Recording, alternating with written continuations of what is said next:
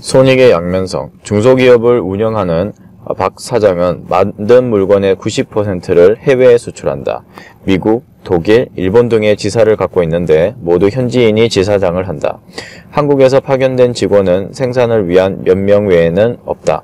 이유는 간단하다. 현지인이 현지 사정을 훨씬 더 잘 알기 때문이다. 또 다른 문제는 비용이다. 한국 직원 한 명을 지사에 내보내는 비용이면 현지인 서너슨 쓸 수 있다는 것이다. 그런데 현지 사람을 어떻게 믿을 수 있는지 물어보자. 이렇게 답했다. 그럼 한국인은 믿을 수 있나요? 어느 나라 사람이나 사기당할 확률은 비슷합니다. 그래서 전 독일과 미국에서는 몇 년씩 같이 일하면서 믿을 만한 사람인지 판단하는 시간을 가졌습니다. 전 1년에 딱 2번 해외에 나갑니다. 실적 점검이 아닙니다. 같이 밥 먹으면서 애로사항이 뭔지 내가 도와줄 건 없는지를 보기 위해서입니다. 그래서 지사 사람들은 제가 오는 걸 진심으로 기뻐합니다.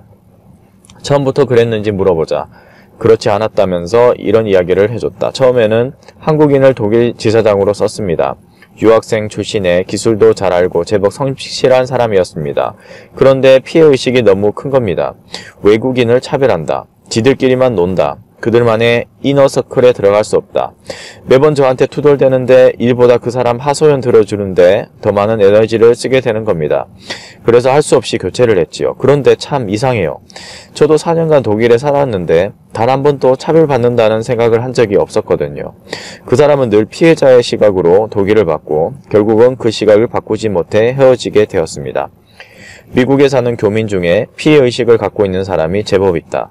많은 사람들이 자신이 동양인이라서 또 생김새가 다르다는 이유로 차별받는다고 생각한다. 아무리 노력을 해도 그들의 세계에 진입하는 것은 불가능하다고 생각한다. 과연 그럴까? 그들이 동양인이라 차별만 받는 것일까?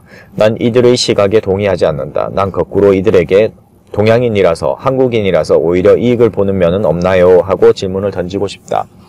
아시아인 최초로 듀폰의 아시아 태평양 회장까지 오른 김동수 회장이 대표적이다. 그에게 많은 사람들이 어떻게 아시아 사람으로서 그런 자리까지 올랐느냐는 질문을 했다.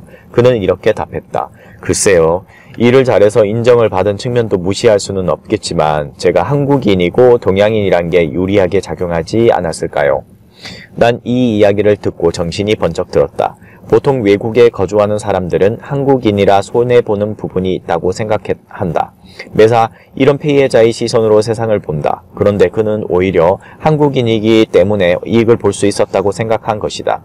새로운 시각이다. 당연히 그럴 것 같다. 글로벌 기업이 한국에 진출하려 한다면 어떤 사람을 지사장으로 추천하겠는가? 당연히 한국어를 하는 한국인에게 줄 것이다. 난 공대를 나와 연구소에서 일하다가 40이 넘은 나이에 컨설팅 회사에서 근무한 적이 있다. 그때 경영학을 전혀 모르는 내가 이런 종류의 일을 할 수 있을까 하는 생각을 자주 했다.